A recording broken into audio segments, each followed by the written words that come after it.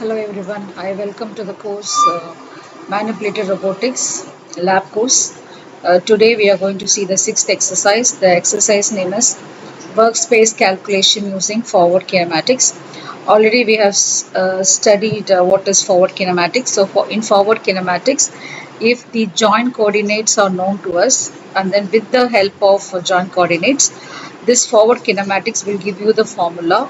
So that formula will tell you what is your Cartesian coordinate. So forward kinematics is used to find out the Cartesian coordinates with the given joint coordinates. So we are going to calculate that, we are going to calculate the workspace calculation with the help of forward kinematics logic. So forward kinematics is, we are using DH formulation to calculate the forward kinematics. So here the algorithm of this code is, so first we take Stanford manipulator. We all know that for the Stanford manipulator the configuration is, first one is revolute, second one is revolute, third one is prismatic, then revolute, revolute, revolute. So totally 6 joints. So the degree of freedom is 6. Okay, so degree of freedom is 6 means then we have in DH table there are 6 rows. So each row corresponds to the transformation of that particular joint with the previous joint. So there are 6 rows. So the logic is, first we have to open one workspace list. We have to open an empty list. We have to keep list open. So that is for workspace points. So what we do is, for example, actually workspace is the area or the volume swept by the end effector. So the end effector is connected to the last joint. So when the end effector, suppose if I want to trace the end effector volume means, for that definitely the joint 1, joint 2, joint 3, joint 4, joint 5, joint 6, all the rules are there. So for example, say for example if theta 1, this first theta 1 is 2 degrees for example, and then theta 2 is 20 degrees, and then prismatic is some change, say for example 1.2 units, and then this fourth joint is some 40 degrees, and fifth joint is 60 degrees, and then for this last joint I'm going to start with 0 degree only. Okay, so when the last joint is at 0 degree, so it has the impact of the previous joints only. Okay, so for that we need to include all the joint angles also to calculate the workspace point. So this is the logic. So first we have to create workspace empty list. So in that list, first I have to assume some angles for all the joints, and then for the last one I have to start with all the variations from 0. For example, if I wish to vary this last joint from 0 to pi degree means, so I have to start from 0, 10, 20 based on the equal intervals. So once you calculate the last joint, then you have to go back to the previous joint. Then for the previous joint you have to calculate for all the values. So likewise you have to calculate everything and save it as workspace points. Then you can use scatter plot to plot the workspace. So this is the logic. So what is the first logic? First thing is we have to define the length of all these joints for all the links. Then second point is you have to define the angle on which what is the operating angle for all the joints. So that we are going to operating angle and operating distance of this prismatic. So we have to define the second one. So first section is we have to give the link length. Second section is we have to define the operating range for revolute joint as well as prismatic joints. Then third point is we are going to open an empty list. Then next point is you are going to give the formula for DH that we have already discussed. The DH transformation matrix is given. So the next one is we are going to take a for loop because the same thing is repeated again and again. So since you have 6 DOF, so we are going to use 6 for loops, and each for loop what do I say? So the point, that cursor point, it comes out of the first for loop. Once the first for loop is done, then it moves to the second for loop. Then it repeats based on the range of the second for loop. So likewise, the for loop gets repeated, and finally once it does everything, Then finally you have to calculate, accumulate all the points to draw the plot. Okay, so let's see. So first thing is, first you have to import all the libraries. So since we are going to use huge number of points, so we need NumPy. So NumPy is called as NP. And since we are going to show the plot, so there are two plots in famous plots in Python. One is Seaborn and another one is Matplotlib. So I'm going to use Matplotlib. So in that we have this PyPlot object. So I'm going to call it as PLT. Okay. So what is the first thing? The algorithm is, first you have to define the length. Since it is a 6DOF, see, the first length is 0.3, for example, and the second link is 0.3, and then this is the variable one. That is why minimum and maximum values are given. So if the joint in this joint is prismatic joint, so it's a varying one. But link, these are all constant, but this is varying one. That's why we have given the minimum value and the maximum value. Always for varying joint coordinates, you have to give the minimum and the maximum value so that you can check how it varies. And then next link 0.2 and 0.1, 0.05. So first you have to define the standard values. Okay, then next you have to give the joint range. So the first joint range, because since we are going to use NumPy, so NP dot, and then I'm going to split the minimum to maximum value, because these are all going to vary. So I have to take the minimum value and take the maximum value. So here minimum value is minus pi, minus 180 degree, maximum value is plus 180 degree. But I am going to split minus 182 plus 180 into 10 divisions, equal divisions. That is why it has got the name linspace. So linearly spacing between minus 182 plus 180 into 10 divisions. Similarly for theta 2, next to theta, it's also varying. So here also it starts from minus 90 to plus 90, but 10 divisions. Then third one is prismatic joint, so it varies from minimum. Already we have declared the minimum value. Or if you don't want to declare here, you can directly, like this, you can declare here as well. If you want to reduce the lines, you can cut these two, and here you can give 0.1 comma 0.5 in so that has to be split into 5 divisions. For example, 0.1, 0.2, 0.3, 0.4, 0.5. So likewise 5 divisions you can split. So that is linear spacing. Similarly for theta 4, it starts from minus 180 to plus 180, and theta 5 is minus 90 to plus 90, and theta 6 is minus 180 to plus 180. Okay, so for all these other divisions, so we have defined the operating range of the joint coordinates. Then we have to create a empty list, because every time for each and every value, for example, the first range, let's say 10 means, so first angle is minus 180. So here first angle is minus 90. So first your for loop starts from minus 90 to, sorry, here minus 180 to plus 180. Second for loop starts from minus 90 to plus 90, then accordingly third loop, fourth loop, fifth loop, sixth loop. Okay, then the sixth loop starts from minus 180 to 180. So with these 5 angles as a constant, then it will this loop will run from minus 180 to plus 180 5 times. Okay, so 5 times it repeats. So once it does, once the 5 repetitions done, means the angle theta 6 angle reached that is pi angle, then this when it comes out of the for loop, then it goes to this for loop. Already you have declared as it starts from minus 90. Now the next angle, then for the next angle again this for loop is repeated. So likewise this for loop works, normal principle only. Okay, so for every time when it runs, it has to generate some points. That points has to be appended. So for that we have to create a empty list. Okay, so next one is, so we have defined the link parameters. Next we have defined the joint parameters, and the next one we have created the empty list. And next one is DH transformation matrix. So whenever you call this function, you have to give the values like what is the theta, what is the d value, what is the alpha a value, and what is the alpha value. Okay, so how to do that? So this formula is already, we know that this is from DH algorithm. From the DH algorithm, based on the 4 transformations, this matrix is arrived.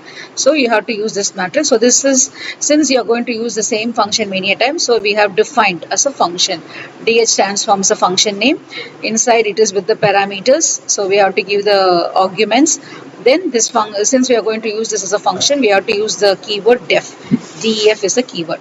So now we have defined the function. See, actually this is the first row, and then after the end, at the end of the first row, you have to give a semicolon. Then this is the second row. So likewise, you have to give. Once again, let me scroll. Yeah, now you can see. So this is the first row, and then this is the second row, and then third row, fourth row. But since it is a NP array, you don't need to put semicolon. But generally, if you want to give a matrix, we usually give semicolon. But here it is not necessary because it's a NP array only. Okay. So now the very important thing is for loop. Okay. So let's see. Since there are 6 parameters, so theta 1, T1 means theta 1, theta 2, and then third one is prismatic, so D3, then theta 4, theta 5, theta 6, and then the range is given. So for all these, so for theta 6 ranges, already it is defined like minus 180 degree to plus 180. Likewise, this is minus 90. So likewise, based on the range. So we have given the for loop. So in the first thing is, first see, already theta 1 is one particular angle given to T2, D3 likewise. With all these 5 values, the sixth for loop starts with the first value. So totally it has 6 values, but in this sixth loop, the first value is there. So with that value, first it has to calculate T1. T1 means the first transformation matrix. So that transformation matrix is from 0 link to first joint, or 0 joint to first joint. So for that we have theta 1. Already this DH table is derived. So as per the DH table, this is T1, this is L1, and 0, and then minus NP dot pi by 2. So this is the DH table. So if you want to know the DH table, you can verify the other lectures. So there it is clearly given, the DH table. So the first row of the DH table, we are going to send these values along with the function.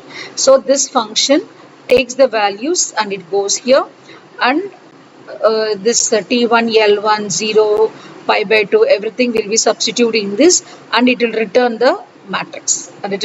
So now that matrix is saved in T1. Similarly, T2.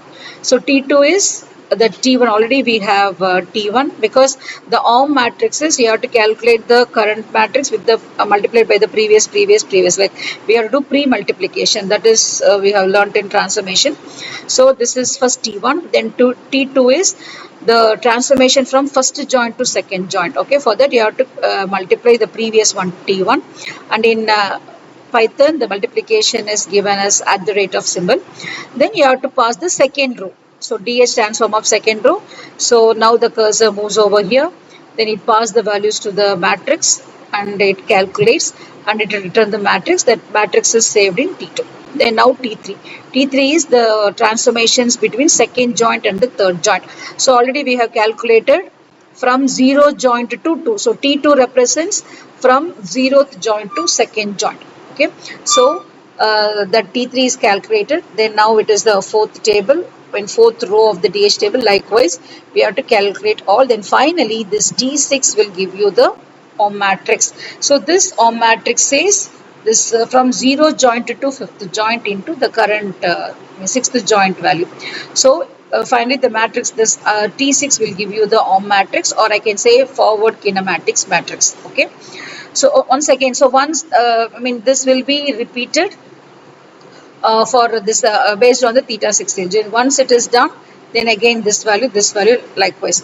Okay, so once you calculate this, then we have to take the points to draw the workspace. So how to take that? So this is the OM matrix. In this, 0 means first row, 1 means second row, and then 2 means third row, because in the matrix, so you have 4 rows actually. 0 first row, second row, third row, fourth row is 0, 0, 0, 1. That is common. Okay. So in that matrix, we are going to take the this one 3, 3, 3, because in all this we are going to take the fourth column. So this comma, this side, left hand side represents row, right hand side represent the column. Okay, so here first row and then 3 represents fourth column, because 0, 1, 2, 3. So 3 represents fourth column. As per the transformation matrix, the fourth column says Cartesian coordinates like x, y, z. So in the fourth column, the first row of fourth column is x value. Second row of the fourth column is y value. Then third row of the fourth column is z value. So likewise, we are going to assign that particular value to the x, y, z, then append in this workspace points. So likewise, you have to calculate this workspace points, and you have to extract that x, y, z and save it in workspace points. So once it is done, now you have all the workspace points that are saved in this list. So now you have to convert that to an array. So np dot array of workspace points. So all are in array only. Now we can plot it. So we have calculated. Now the next part is plotting. So for that we have to call this function figure, but that function is in matplotlib. So plt.figure. Okay, in this I'm going to take the subplot. This 111 says first row, first column, first figure. Okay, suppose if you put first row, first column, 2 means, see for example, the plot will occupy this means 1. So if the plot occupy the second area means second column means it is 2. So if this is the position occupied by that plot.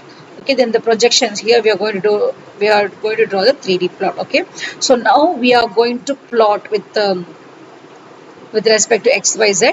So x represents first column. Okay, then y represents second column, then z represents third column. But this colon represents all rows. Okay, so all rows in that all rows you are taking only the x values, you are taking the y values and z values. With that you are going to plot. The plot is, it's a similar graph. Normally how do we plot the graph is, we take x-axis value, for example x is 2, y is 5 means we are going to take where is 2, where is 5, and then mark that point, mark with the dot. Okay, the dot size is 5. Okay, then this is the blue colored one. Okay, so now the plot is done. Now we have to label it. So ax dot, because this is for ax is for 3D thing. So ax dot set x label, we have to give x. Ax dot, this is the axis actually, it is in matplotlib only. So to define the name of the axis, we have to write here x, y, z, and then if you want you can give the title as well. And then I need a grid also. So for that grid true. If it is false, then there will be no grid. And then here I want to have some tight layout. This is the picture nature. Then I have to use the show function, then only it will be shown. But I want to know what is the workspace size, workspace point size. For that I want to give this shape function. So now I'm going to run this. So let's see. Okay, so you can see the workspace. Okay, see you have x-axis, y-axis, and 1 second, it's going to show. Yes, still running.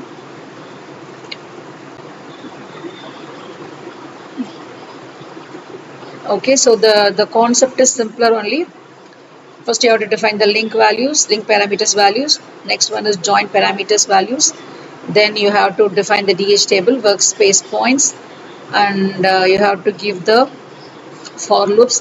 Okay, let's see the picture. See, so this is the workspace taken by this Stanford manipulator, and I want to show you the size of the workspace. So 62500. So why it is 6250 means, if you want you can check it. Okay, so here in the linear space you have given like 10. So 10 into 10, 100. 100 into 5, 500. 500 into 5, like that. And that into this, that into this. You will get 62,200, 62,500. And 3 means there are 4 columns because it starts from 0. 0 column, first column, second column. Sorry, it is 3 columns only. Sorry, it is 3 columns, which is x column, y column, and z column. So this is the workspace calculation for Stanford.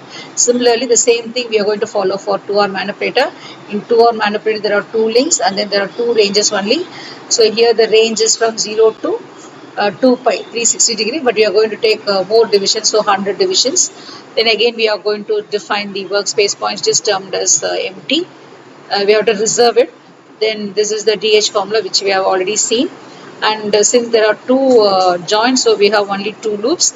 So in the this is the first loop, second loop, and then as usual, T1 means it is a transformation matrix for the joint 0 to 1. Okay, so DH transform, so pass the value over here. So this will be substituted in this matrix, and it will return the transformation matrix.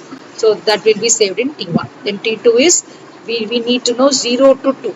So already T1 says 0 to 1, that has to be multiplied by this DH table.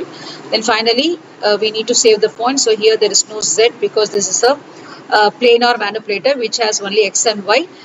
So T2 is the final matrix. In that 0 means first row and then fourth column. Then here second row, fourth column. So take these points and assign to XY, and that is saved in the workspace points which was declared as empty one.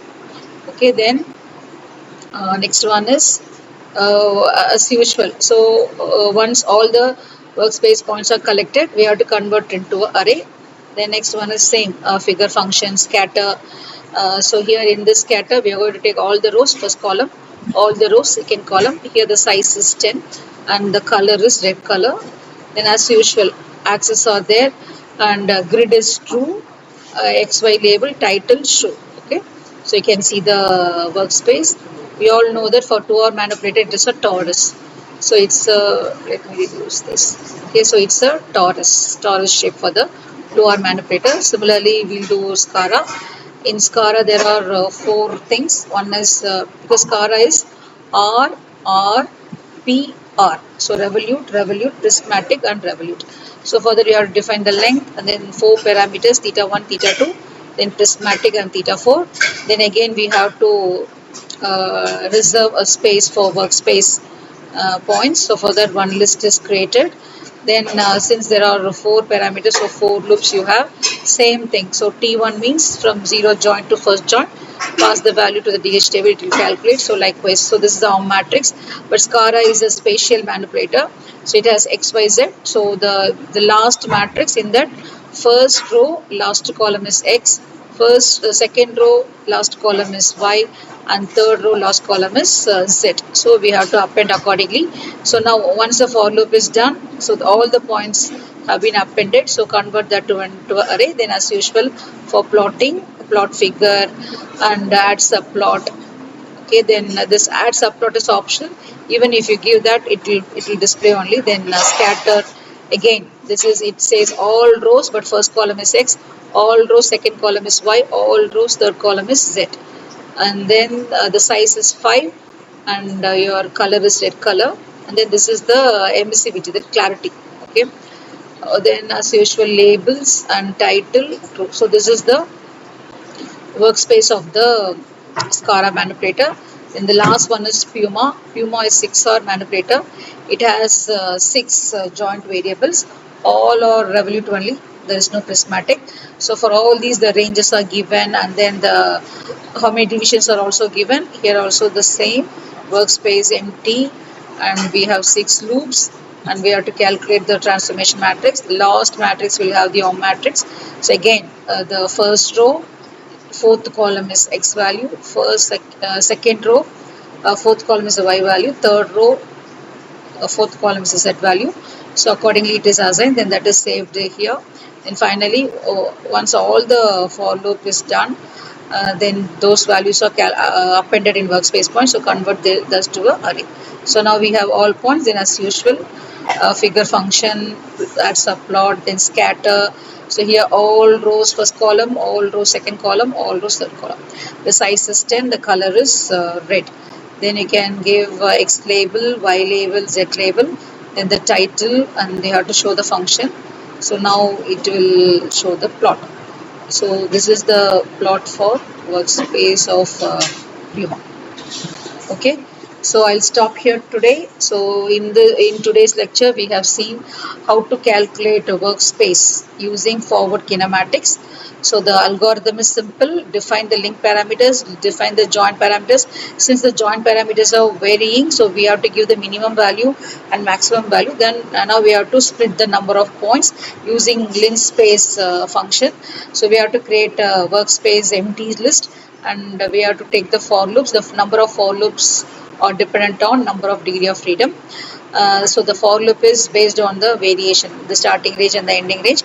For each value, we have to calculate the transformation matrix starting from 0 to the t, and n means the number of degree of freedom. So once it is done, every time we have to extract x value, y value, z value, and those values are appended in the workspace list. So once it is done, convert into array, then you have to plot normal scatter plot only. So when you draw the plot, then you have to take the workspace array. In that first column is x value, second column is y value, third column is z value. So you have to use scatter function to plot it. Then you will get the workspace. So this is an easier way to calculate the workspace. So normally if a client is approaching you for designing any manipulator, means first you have to choose what type of configuration, either Revolute or Prismatic, or what is the degree of freedom. Once it is done, then you have to go for DH formulation to get the forward kinematics. Then using forward kinematics, you can calculate the workspace. So from this, what did we understand is only the task should be within this red color. You cannot keep the task outside that. So this workspace says where should be your task. Okay. So for that, so it's very, very important. So in this way, we can do this workspace calculation. Okay. Thank you.